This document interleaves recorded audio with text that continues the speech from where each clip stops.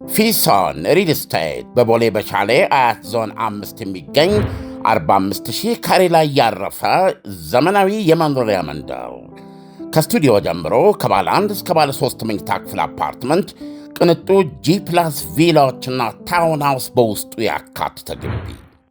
አፓርትመንቶቻችን የከርሰ ምድር ውሃ፣ ለተለያዩ ፕሮግራሞች የሚሆን ሰፊ ቴራስ፣ 3 ቤዝመንት ፓርኪንግ፣ 2 ሊፍት፣ 24 ሰዓት ተጠባባቂ ጄኔሬተር፣ ሰፊና አስተማማኝ የመኪና ማቆሚያና በደህንነት ካሜራዎች የታገዘና ብቃት ባለው የሕንፃ አስተዳደር የተሟሉ ናቸው። ጂ+2 ቪላችን በውስጡ 6 መኝታ ቤቶች፣ 7 መታጠቢያ ቤቶች፣ 2 ሳሎን እንዲሁም አንድ ባህላዊና አንድ ዘመናዊ ኩሽና በውስጡ የያዘ ሲሆን በ340 ካሬ ላይ ያረፈ 3 መኪና ማቆም የሚያስችል ሰፊ ቦታ ያለው ነው። ጂ+2 ታውን ሃውስ 5 መኝታ ቤት፣ 6 መታጠቢያ ቤቶች እንዲሁም አንድ ባህላዊና ዘመናዊ ኩሽና በውስጡ የያዘ ሲሆን በ190 ካሬ ላይ ያረፈ 2 መኪና ማቆም የሚያስችል ሰፊ ቦታ ያለው ነው። በአጭር ጊዜ ውስጥ ለመረከብ ቤቶቻችንን መጥተው የግሎ ያድርጉ። ገንዘብነቱ እንዲህ አይነት ቅርስ ላይ ሲያውሉት ነው። አሁኑኑ በስልክ ቁጥር 0952787878 ወይም 0952797979 ይደውሉልን። ፊሶን ሪል ስቴት። ሜሪት የቋንቋ ማዕከል። አንድ ተማሪ በስንት ወር እንግሊዘኛ ቋንቋ መናገር ይችላል? እርስዎ ግምትዎን ያስቀምጡ። እንግሊዘኛ በ2 ወር መናገር እንደሚችሉ ያምናሉ? ያውም ያለ ደብተርና ስክሪፕት ሆነዋ። አማርኛ ቋንቋ መናገር ይችላሉ? አማርኛ በመናገሩ እንግሊዘኛ መናገር እንደሚችሉስ ያውቃሉ? ዲፕሎማ ወይም ዲግሪ፣ ማስተርስ አለዎት? ዲግሪ ወይም ማስተርስ የተማረ የጽንሰ ሐሳብ ዕውቀት ቢኖረውም የቋንቋ ችግር ካለበት ሐሳቡን በቀላሉ ለመግለጽ ይቸገራል። እኛ ዘንድ ከመጡ መፍትሄ ይገኛል። በአጭር ጊዜ ብቁ እናደርጎታለን። በአደባባይ ቆመው ማውራት ይችላሉ። እንግሊዘኛ ቋንቋ በማስተማር የ20 ዓመት ልምድ አለን። አዲስ የቋንቋ ሳይንስ ባለቤት ነን። በርካታ ጥናትና ምርምር አቅርበንሎታል። ካላመኑ ይጎብኙን። እውነት ስለሆነ ለመማር አያመንቱ። በመደወል ቀጠሮ ይውሰዱ። በአካል ለመማር ካሰቡ ተመዝግበው ቦታ ያዙ። አድራሻ ሜክሲኮ ኬኬርጎን አይመን ህንፃ 2ኛ ፎቅ ላይ፣ መገናኛ ዘፍመሽ ፊት ለፊት ኬሬነት ህንፃ 4ኛ ፎቅ ላይ ያገኙናል። ለተጨማሪ መረጃ 0922 08 24 08 ስልካችን ነው። ሜሪት የቋንቋ ማዕከል።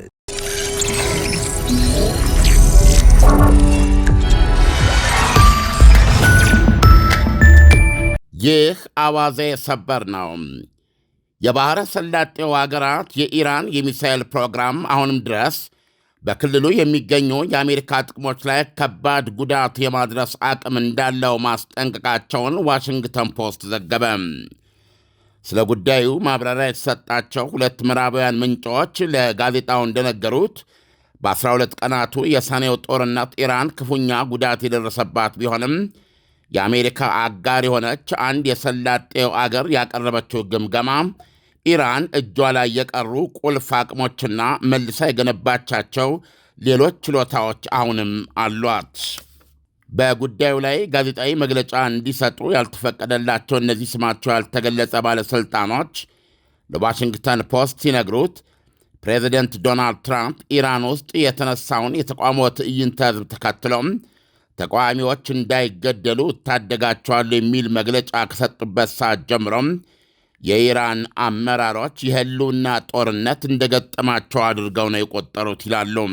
ኢራን በሰኔው ጦርነት አሜሪካ በኒውክሌር ተቋሞቿ ላይ ለፈጸመቻቸው ድብደባዎች ኳታር የሚገኘው ትልቁ የአየር ኃይል ጦር ሰፈሯ አልኡዴድ ላይ በአብዛኛው አደረግኩ ለማለት የሆነ የ20 ቦሊስቲክ ሚሳይሎች ሩምታ መክፈቷ አይዘነጋም።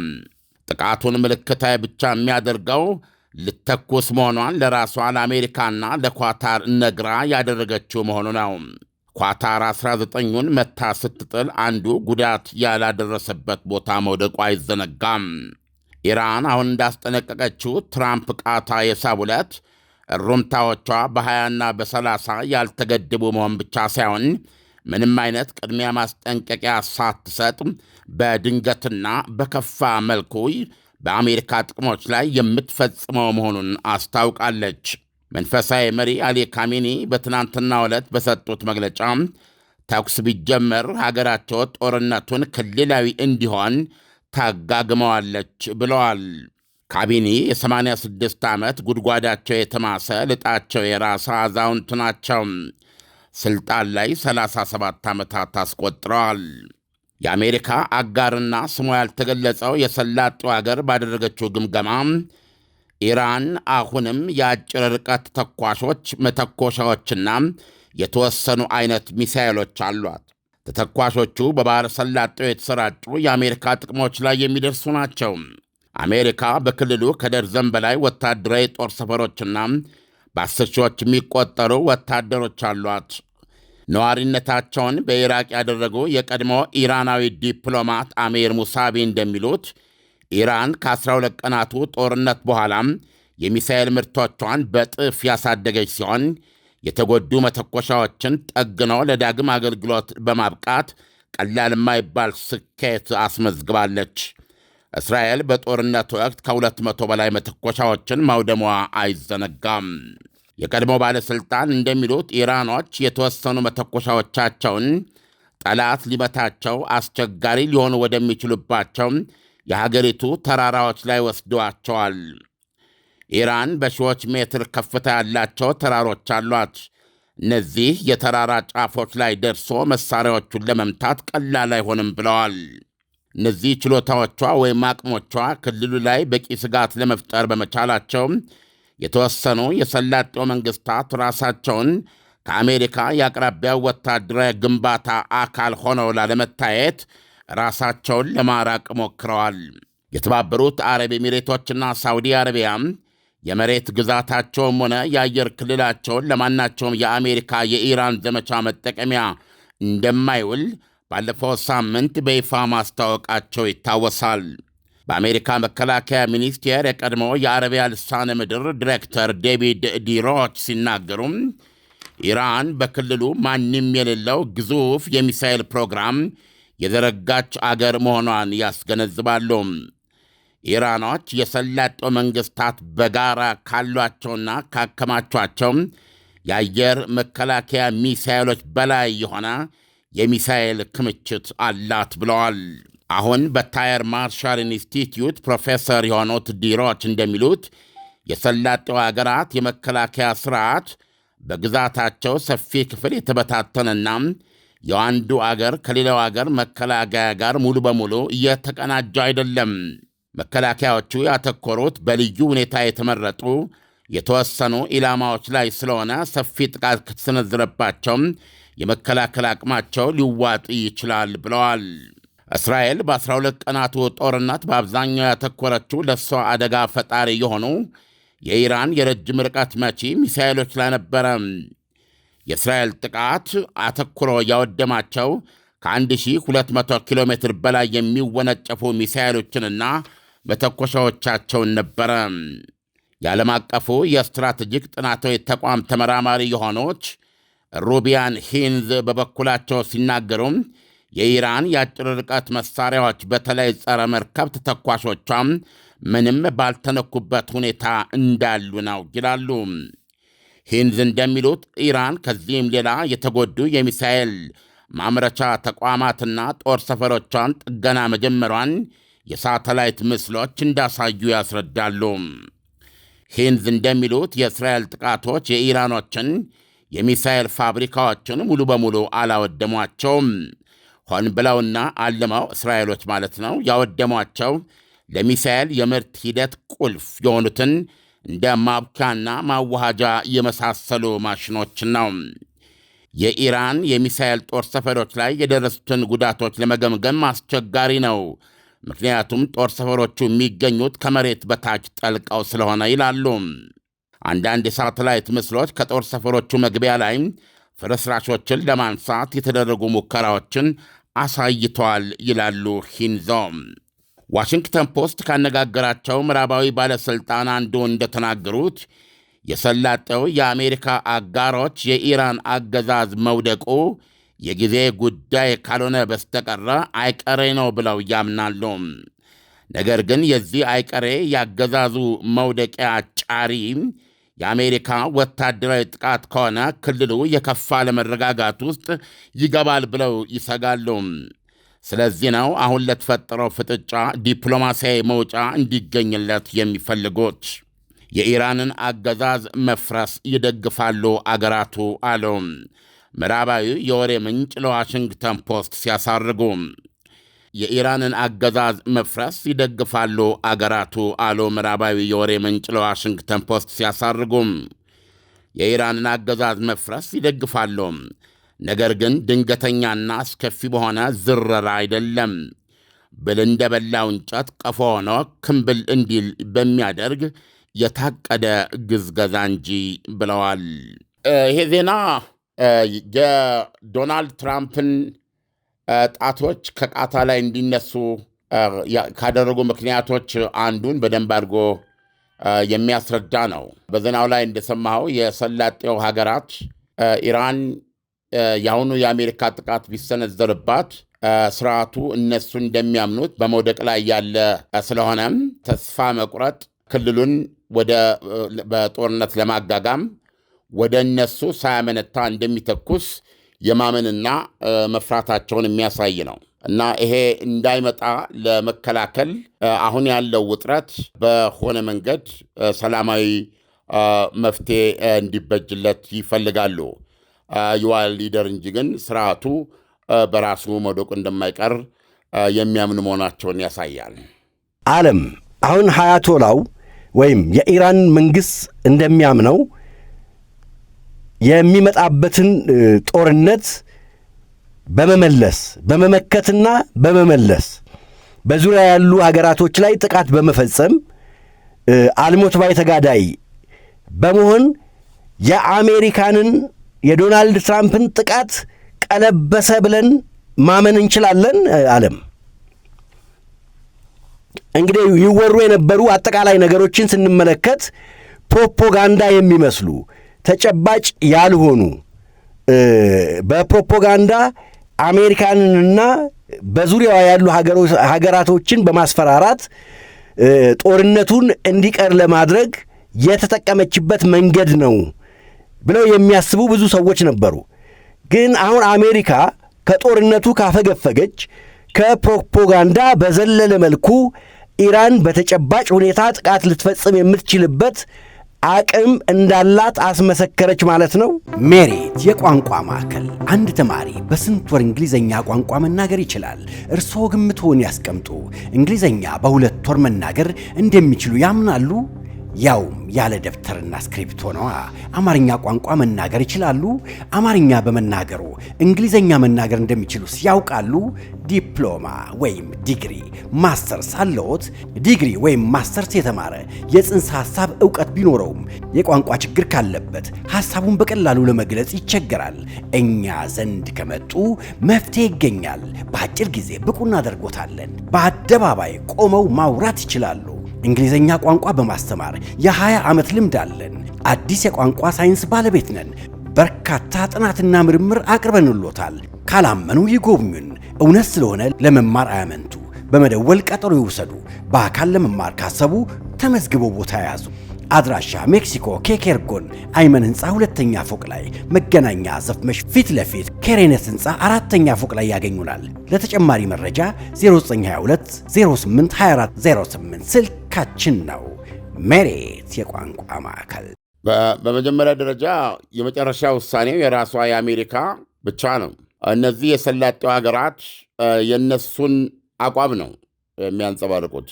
ስለዚህም የመውጫ ያሉትን ዲፕሎማሲያዊ ጥረት ዶናልድ ትራምፕ እድል የሰጡት ይመስላል። አሁን እንደሚጠበቀው ወይም እያነበብን እንዳለነው ከሆነ ቱርክ ላይ አንካራ ውስጥ የአሜሪካ ልዩ መልእክተኛ ስቲቭ ዊትኮፍ እና ኢራን ውጭ ጉዳይ ሚኒስትር አባስ አጋቺ ተገናኝተው በኒውክሊየር ፕሮግራሟ ላይ በኢራን ኒውክሊየር ፕሮግራም ላይ ይነጋገራሉ ማለት ነው። ይህን ደጋግመነዋል። የአሜሪካ አቋም ያው የታወቀ ኢራን የኒውክሊየር ቦምብ የሚባል ነገር ህልሟን እርም እንድትል፣ ሁለተኛ በእሷ ተቋም በእሷ ሳይንቲስቶች የሚበለጽግ ዩራኒየም ወይም ደግሞ ከዚህ በኋላ የኒውክሊየር ሪያክተር አይኖራትም የሚል ነው።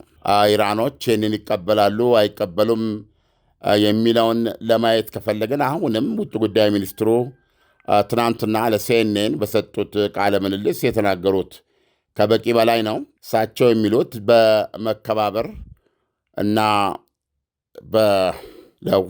ሁለቱንም አሸናፊ የሚያደርግ ድርድር ብቻ እንደሚጠብቁ ነው የገለጹት እና ኢራኖች ለባለፈው ድርድራቸው መፍረስም ምክንያት የሆነው ኒውክሊየር የማበልጸግ ሉዓላዊ መብታችንን አሳልፈን አንሰጥም የሚለው ነው። ስለዚህ አሁንም በዚህ ረገድ ዝግጁ ናቸው ለማለት አይቻልም። ስለዚህ ይህ ውይይት ዶናልድ ትራምፕም የሆነ ነገር ይገኝበታል ብለን እናምናለን ብለዋል። ኢራን የኒውክሌር ማበልጸጊያዎቿን የወደሙትንም ሆነ ምናልባት ያልተነኩ ወይም የተደበቁ ወይም በመጠገን ላይ ሁሉንም እርግፍ አርጋ በመተውና በማውደም ወደ ኒውክሌር ማብላላት የሚባል ነገር ላለመግባት ምላና ተገዝታ ስምምነት ፈርማለች ብሎ ለማሰብ ያስቸግራል። ሁለተኛ ድርድሩ የሚሳኤል አሁን ያወራነውን አጠቃላይ ክልሉን ስጋት ላይ የጣለውን የሚሳኤል ቴክኖሎጂዋን ነው። ይህንን በሰፊ ፕሮግራም ዘርግታ ዜናውም ላይ እንደሰማኸው የሰላጤው መንግስታት እነ ሳውዲ አረቢያ፣ እነ ተባበሩት አረብ ኤሚሬት፣ እነ ኳታር፣ እነ ባህሬን፣ እነ ኦማን፣ እንደ ኩዌት እንደዚህ በርካታ እጅግ ሀብታም እና የአሜሪካ ወዳጅ የሆኑ ሀገራት ለራሳቸው መከላከያ ካሏቸው ሚሳኤሎች የጋራ ድምር በላይ የሆነ ክምችት ያላት እና ይህንን በተለይም እንዳየው ራሷ እስራኤልም በዋነኛነት አነጣጥራ ያወደመቻቸው ሚሳኤሎች ከ1200 ኪሎ ሜትር በላይ የሚወነጨፉትን ነው። እነዚህ በእሷ ላይ አደጋ ሊጋርጡ የሚችሉ ናቸው። እነዚህ መውደም እንዳለባቸው ነው ዶናልድ ትራምፕ የሚያቀርቡት የድርድር ሀሳብ። እነዚህ አይነት የርቀት መቺ ሚሳኤሎቿ እንዲወድሙ ነው እና እነዚህን የማምረት አቅሟም እንዲገደብ ነው።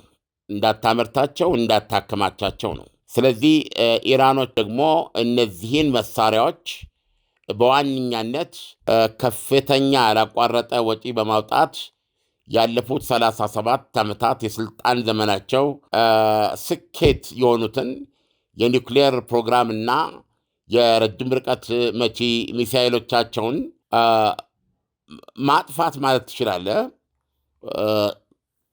ምን ማለት ነው የሚሆንባቸው?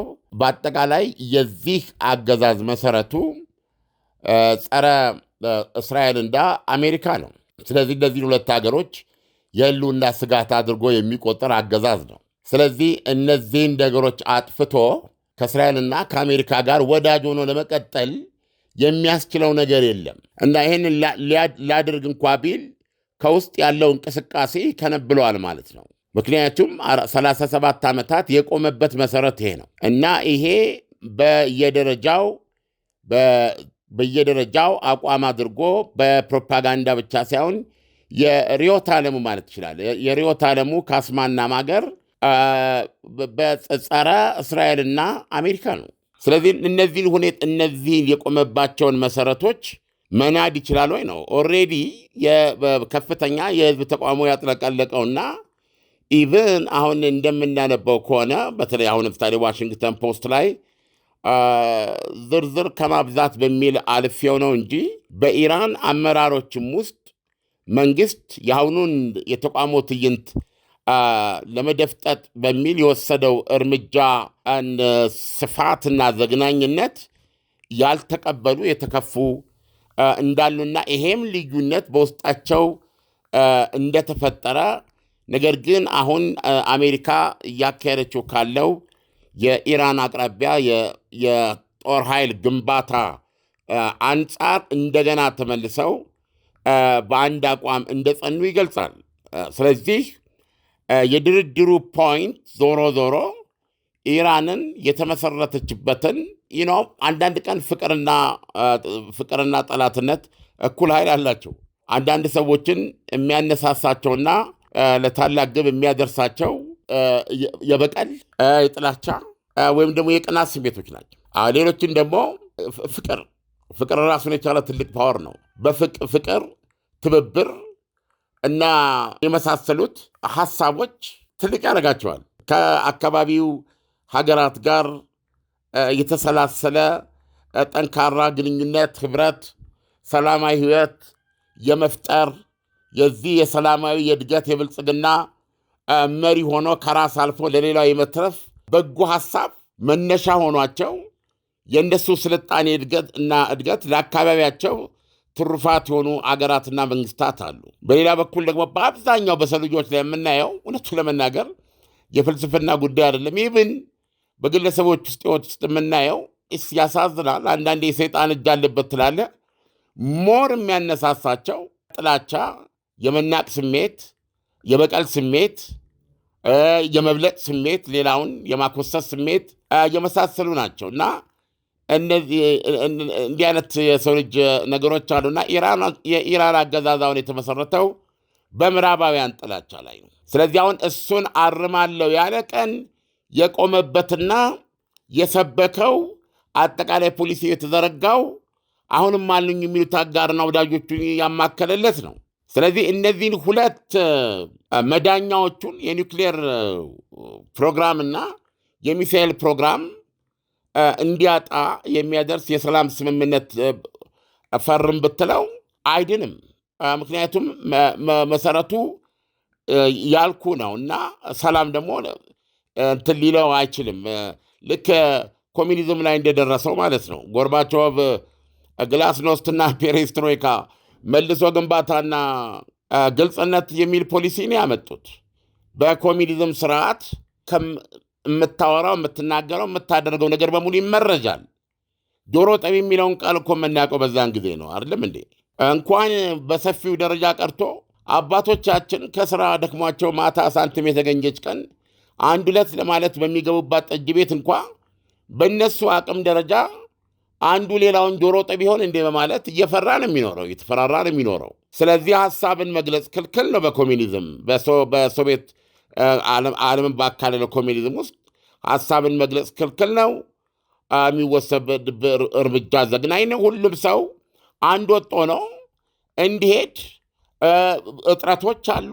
የግለሰብ ፖቴንሻል አይገለጽበትም። እንደ ማህበር ነው የምታስበው። እነዚህ ነገሮች ያንን ስርዓት ቀጥ አድርገው ያዙት ነው። እነ ብሬዥኔቭ ውጤታማ የሆኑት ይሄ ነው። የመጨረሻው የሶቪየት መሪ ብሬዥኔቭ ናቸው ብዬ ነው ማምነው። ከዛ በኋላ ሁለት ልጣቸው የራሰ ጉድጓዳቸው የተማሰ ሽማግሌዎች ተከታተሉ። በ3 ዓመት ውስጥ ሞቱ ሁለት የራሽያ ፕሬዚደንቶች። ከዛ ከጥቅምት አብዮት በፊት በኋላ የተወለደ የተባለ ጥርሱ ያምራል ግን ይነክሳል ብለው አንድሬ ግሮሚኮ አቆለጳብሰው ወደ ስልጣን ያመጡት ሚካኤል ጎርባቾቭ የኮሚኒዝምን መሰረታዊ ህጸጦች ለማረም ሞከሩ። አንደኛ ኢኮኖሚው ገንትሯል። እንደነገርኩ ግለሰብ ውስጥ ያለ ፖቴንሻል እንዳይወጣ የሚያደርግ ነው ሶሻሊዝም፣ ኮሚኒዝም። ቻይናዎች ያደረጉት ይህንን ነው። እኛ አጭር መለኛ ድመቷ ጥቁር ነጭ እኔ ምን አገባኝ አይጡን ተያዝ እንጂ ያሉ እንደሳቸው ሰውዬ በእውነት ጨርቃቸውን ባገኝ ስማለሁ። ያ እኔ በጣም በቻይና ከሚቀና ሰው ነኝ። በቻይና ልቡ የነደደ ሰው ነኝ። እኚህ ሰው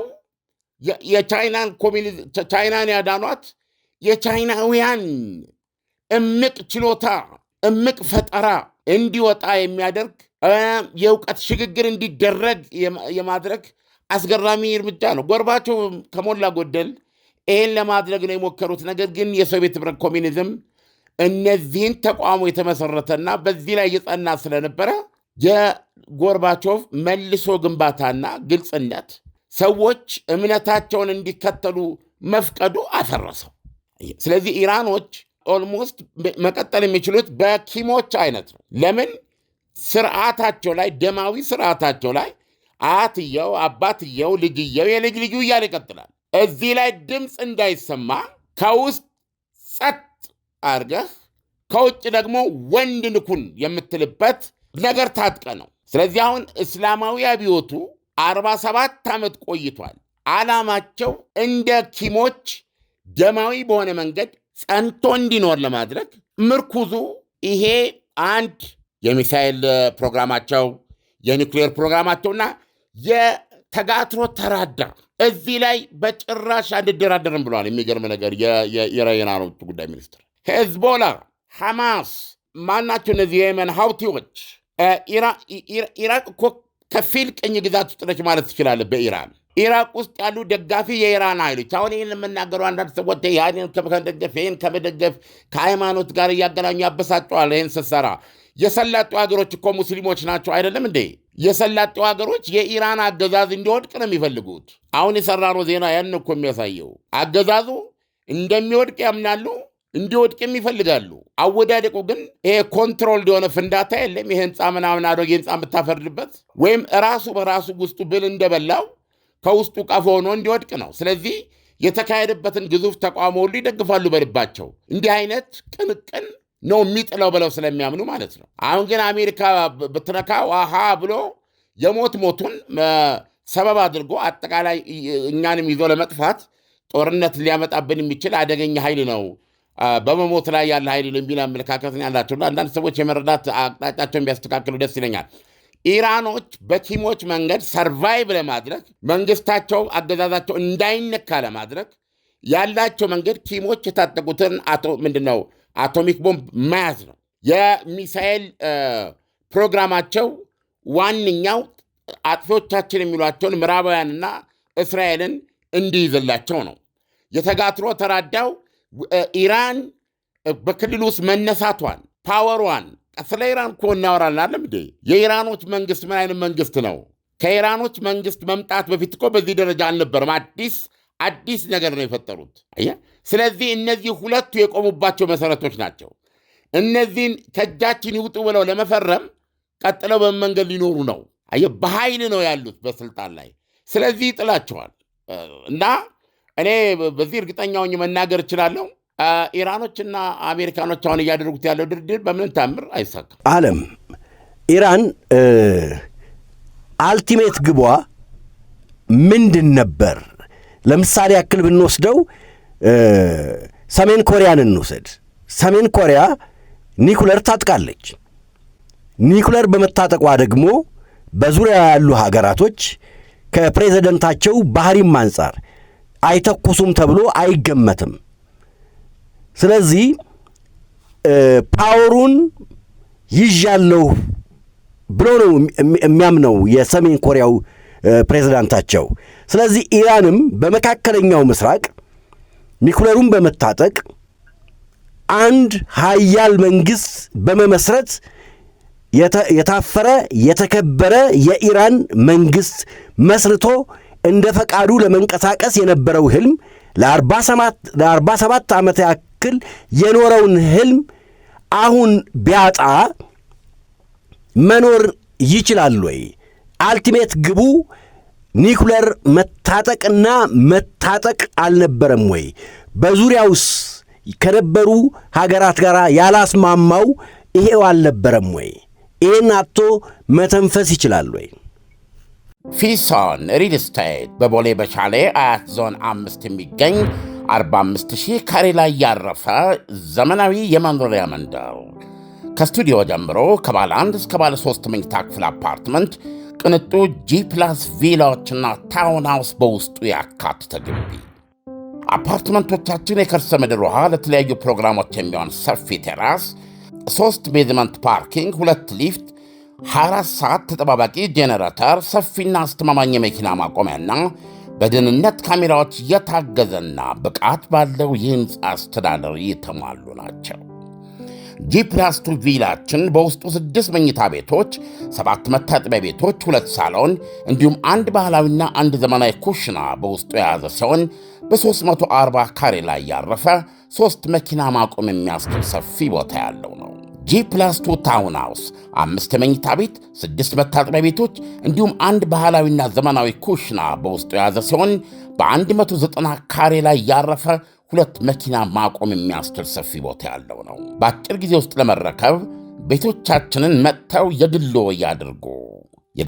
ገንዘብነቱ እንዲህ አይነት ቅርስ ላይ ሲያውሉት ነው።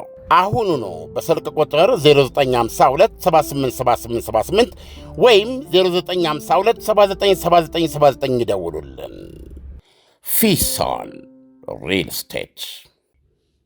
አዎ ትክክለኛ ጥያቄ ነው እኮ። አልቲሜት ግቡ ምንድን ነው ለሚለው ኢራናውያን 90 ሚሊዮን ህዝቦች ናቸው። ኢራናውያን ከዚህ እስላማዊ አብዮታዊ ሪፐብሊክ መንግስት በፊት በንጉሳዊ ስርዓት በሻው ዘመን ኖረዋል። በሻው ዘመን የምታውቃት ኢራንና አሁን የምታውቃት ኢራን አንድ አይደሉም። ስለዚህ የኢራናውያንን ፍላጎት ሁሉ መገለጫ ነው ብሎ መውሰድ ከባድ ስህተት ነው የሚሆነው። ምክንያቱም ይህ አሁን ያለው የኢራን ሪፐብሊክ ቀሳውስቶቹ የፈጠሩት ሚሊተሪ ፓወር የተቀናጀበት ስርዓት ነው እና የሀገሪቱ ቁጥር አንድ ወሳኝ ፈላጭ ቆራጭ መንፈሳዊ መሪ ነው። መጀመሪያ አያቶላ ሮላ ሆሚኒ፣ ቀጥለው አሁን 37 ዓመት ስልጣን ላይ ያሉት አያቶላ አሊ ካሜኒ። ይሄ ጥሩ ነው መጥፎ ነው የሚል አመለካከት አይደለም የምነግርህ። የኢራን ህዝብ እስከወደደውና እስከፈለገው እስካስደሰተውና እስከሆነ ይሄ የኢራን ህዝብ መብት ነው እውነቱን ለመናገር። ነገር ግን አሁን የተካሄደውን የተቃውሞ ትዕይንት ካየ በሀገሪቱ 31 ክፍለ ሀገሮች ውስጥ ከ180 ያላነሱ ከተሞች ውስጥ ወደ ቤቱ መግባት ያልፈለገ አጥለቅላቂ ጸረ አገዛዝ የሆነ ተቃውሞ ቀጠለ። ስለዚህ ተቃውሞ የከሸፈበት መንገድ ደግሞ ቁጥርን እኔ ለመናገር አልፈልግም። የሚቀመጡ ቁጥሮች በየጊዜው ይዘገንናል። ምናልባት አሁን ኢንተርኔት እየከፈቱ ስለሆነ የተለያዩ ነገሮች ይታያሉ። ስለዚህ በማህበረሰብ ውስጥም በኢራን ውስጥም በየጊዜው የሚነሱት ተቋሞች የራሳቸው መገለጫ አላቸው። አዎ ደጋፊዎች አሏቸው። ነገር ግን ደግሞ በዛው መጠን በስቃይ ውስጥ እንደሚኖሩ የሚያስቡ እንትኖች አሏቸው። አሁን የወሰዱት መንገድ እነሱም ይሄንን አገዛዝ በራሱ ውስጥ እየተቀያየረ ኢራንን ዘላለም እንዲገዛ ነው። ኒውክሌር ቦምብ ይሄን ያስችላል፣ ሚሳኤል ይሄን ያስችላል፣ ሌላ ነገር ነው። ቢያንስ ግን ኪሞች እንዳደረጉት ይሄንን ለማድረግ ነው ግባቸው። አለበለዛ ያውቃሉ። ማንም ያነበበ ሰው የእነሱ ዋነኛ ተቃዋሚዎቹ የሰላጤው ሱኒ ሀገራት መሆኑን ያውቃሉ። ማንም ያነበበ ሰው ይሄን ያውቀዋል።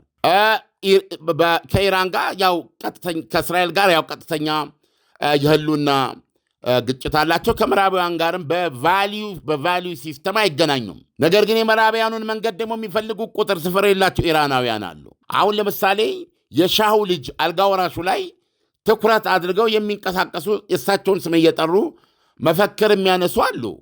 ስለዚህ አሁን ያለው የኢራን እስላማዊ ሪፐብሊክ አልቲሜት ጎል መትረፍ ነው እና ስልጣናቸውን ዘላለማዊ ማድረግ ነው ከተቻለ። ስለዚህ ይሄንን ሊያፈርስብኝ ይችላል እንዳየው ከውስጥ የሚመጣባቸውን ተቃውሞ በተመሳሳይ መንገድ እየፈቱ ነው ያሉት። በኃይል መጨፍለቅ ማለት ነው። በኃይል ይቆጣጠሩታል። ከውጭ ደግሞ በዋነኛነት ለውስጡም ተቃውሞ ምክንያት ይሆናል ብለው ደግሞ በጥልቅ የሚያምኑት እስራኤልና የምዕራባውያንን ቀጥተኛና ስውር ጣልቃ ገብነት ነው። ስለዚህ እነዚህ ሁለት ሀገሮችን ለምሳሌ እስራኤልን በተመለከተ መበተን እንችላለን ብለው ነው የሚያምኑት። እስራኤል የምትባል ሀገር ከመካከለኛው ምስራቅ መንቀል እንችላለን። በምን መንገድ?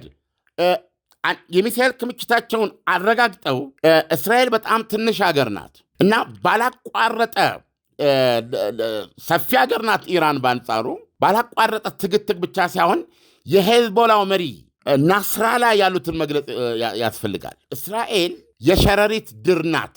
ባላቋረጠ ምንድን ይባለው ትግትግ፣ ተቃርኖ፣ ቅንቅን ልትተከተክ የምትችል ናት ብለው ያምናሉ።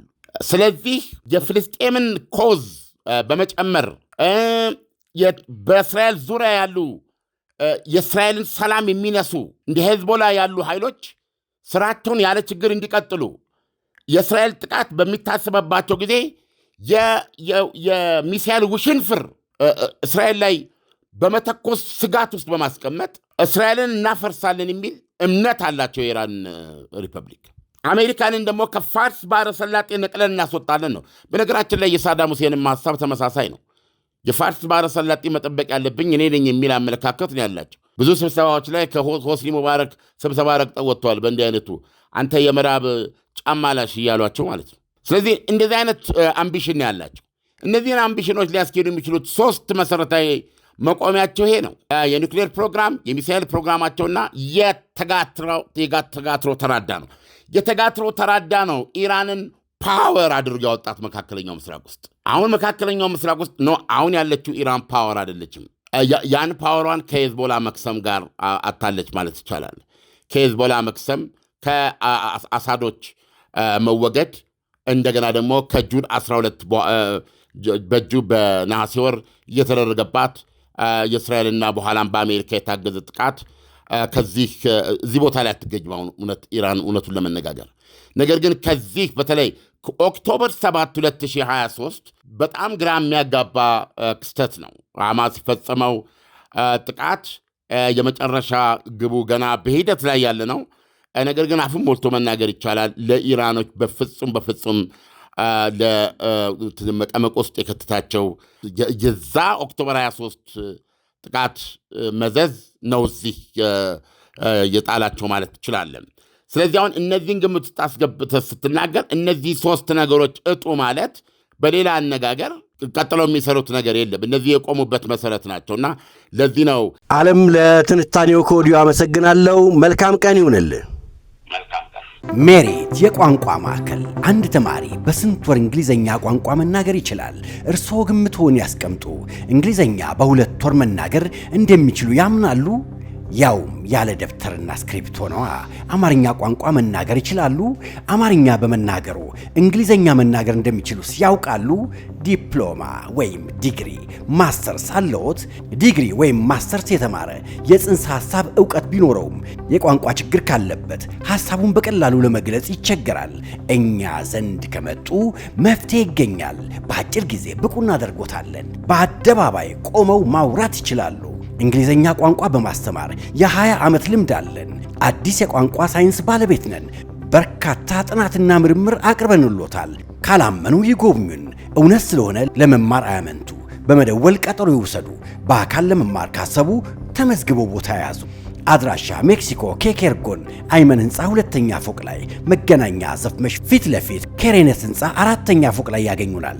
ለተጨማሪ መረጃ 0922 08 2408 ስልካችን ነው። ሜሪት የቋንቋ ማዕከል።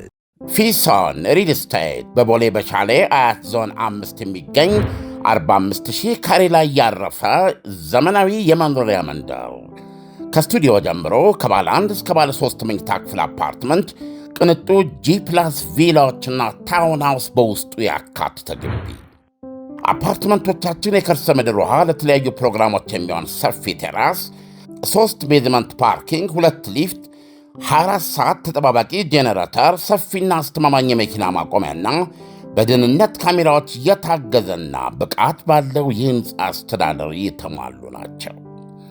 ጂ+2 ቪላችን በውስጡ 6 መኝታ ቤቶች፣ 7 መታጠቢያ ቤቶች፣ 2 ሳሎን እንዲሁም 1 ባህላዊና 1 ዘመናዊ ኩሽና በውስጡ የያዘ ሲሆን በ340 ካሬ ላይ ያረፈ 3 መኪና ማቆም የሚያስችል ሰፊ ቦታ ያለው ነው።